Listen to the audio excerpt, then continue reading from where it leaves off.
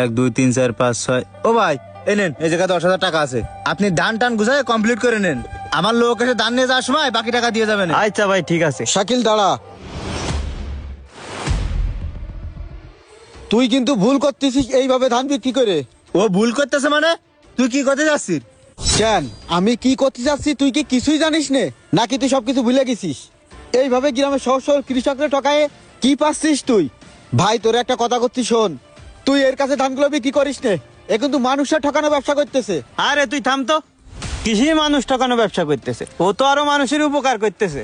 নগদ টাকা দিয়ে বাড়ির পথে ধান কিনে নিয়ে যাচ্ছে, আমাদের হাটে যাওয়া লাগতেস না, গাড়ি ভাড়া লাগতেস না, খাজনা দেওয়া লাগতেস না, জোন খরচ যাচ্ছে না, ও তো উপকারই করতেছে আমাদের।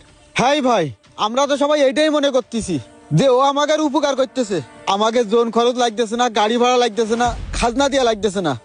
আর এই সুযোগটাই এগের মতো কিছু অসাধু বাটপার ব্যাপারীরা নিচ্ছে। বাট পার ব্যাপারী মানে? তুই কি করতে চাচ্ছিস? কি এমন কাজ করেছো? ও কি করেছে তাহলে এবার শোন ভাই, ও কি করেছে। ও মইনুল, হ্যাঁ ভাই। ধান তো এবার আল্লাহ দিলি তোর ভালোই পাইতেছে। তা ভাই আপনাকে সবাই দোয়া। আমি তো তোর বাড়ি গেলাম, তোরে পালাম না, তাই এদিকে আয়, তোর সাথে একটু কথা আছে আচ্ছা আমার। ভাই আসতেছি। আয় আয়, ওই পাশে দাঁড়াচ্ছি। ও ভাই কি হয়েছে কন?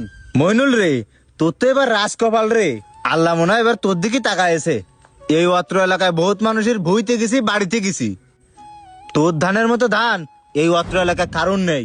ভাই ওই আপনাকে দর্জনের দোয়া আর আমার পরিশ্রম আর রিজিকির মালিক আল্লাহ, আল্লাহ দেশে তাই আমার বুঝি কটা ধান হয়েছে ভাই। তা যাই হোক শোন, আমি তোর কাছে যে জন্য আসলাম, আমি তো আবার নতুন করে ধানের ব্যবসা শুরু করেছি রে। যাক ভাই তাহলে তো ভালো।